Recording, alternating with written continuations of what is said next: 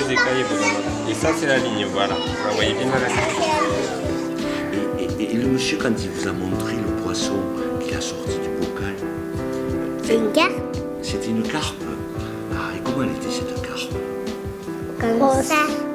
Elle était comme ça. Elle était grosse. Oui. Est-ce qu'ils ont des oreilles, les poissons? Non. Alors ils n'entendent pas. Si ils ont un trait, et ce trait, ils vont juste à leur queue, et ça leur permet d'entendre. Alors, nous intervenons dans les écoles maintenant depuis plusieurs années, à concurrence généralement de 3 séances par classe, de façon à sensibiliser les enfants à l'enjeu des milieux aquatiques, à la préservation des milieux, des poissons, parce qu'on leur explique à un moment donné que ces poissons, si on peut apprendre grâce à ces poissons, si on peut prendre du plaisir grâce à ces poissons, à un moment donné il faut savoir les préserver et préserver le milieu dans lequel ils vivent, et donc ces animations tendent à ça. Donc nous intervenons quand on fait des interventions en classe, on travaille sur donc, tout ce qui va toucher à l'eau, le cycle de l'eau, les pollutions, les inondations, les poissons, leur morphologie, leur anatomie.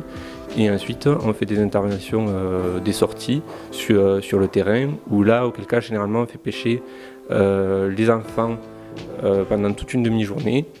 Et pendant l'après-midi, généralement, on leur fait des petites activités sur tout ce qui est invertébrés aquatiques pour montrer aux enfants qu'il n'y a pas que des poissons dans l'eau. Voilà. C'est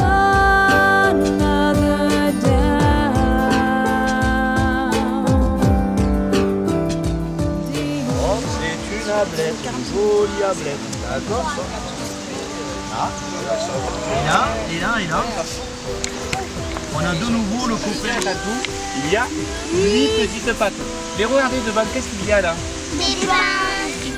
En fait, moi j'ai bien pêché, mais j'avais pas eu de poisson. Comme ça. J'ai pêché un piranha.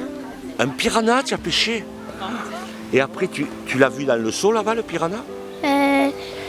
Non. Non?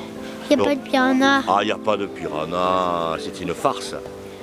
Oui, un jour j'ai pêché avec mon papy et mon frère, il a pêché une truite comme ça. On a presque pêché des poissons, on n'en a pas pêché. Ah, mais on en a presque pêché. Qu'est-ce que ça veut dire, on en a presque pêché? Ça veut dire qu'on n'en a pas pêché.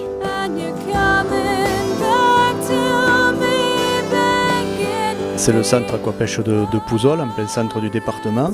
20 hectares de plans d'eau bordés par le fleuve Hérault qui nous permettent d'accueillir des enfants en école de pêche le mercredi, qui nous permettent d'accueillir les scolaires régulièrement sur toute l'année. Et puis l'été, nous faisons des colonies de vacances pour les enfants et nous accueillons aussi les centres aérés en journée et en mini-camp. On transmet une passion et bien sûr la connaissance du milieu aquatique, c'est quelque chose de très très important. Nous sommes la fédération des AAPPMA, Association agréée pour la pêche et la protection du milieu aquatique. Et je crois que pour les générations à venir, beaucoup plus que la pêche, c'est la protection du milieu aquatique qui est importante, puisqu'on le voit bien dans le sud de la France. Il y a de l'eau, mais pas forcément pour tout le monde, il faut l'économiser. L'eau des rivières, si on a des belles rivières, on a de l'eau à la maison. Si on a des rivières qui sont moches et qu'il n'y a pas d'eau dedans, c'est qu'il y a des soucis. Et il ne faut pas oublier que le pêcheur, c'est la première sentinelle de la rivière.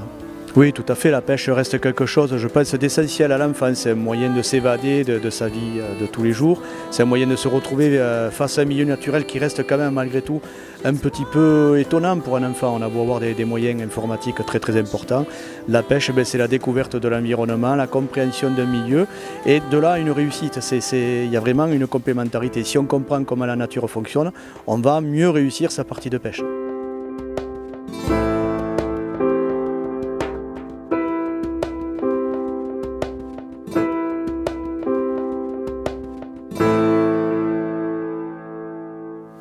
Oui, j'ai appris à me servir d'une canne à pêche, à pêcher. J'ai appris qu'il fallait avoir de la patience.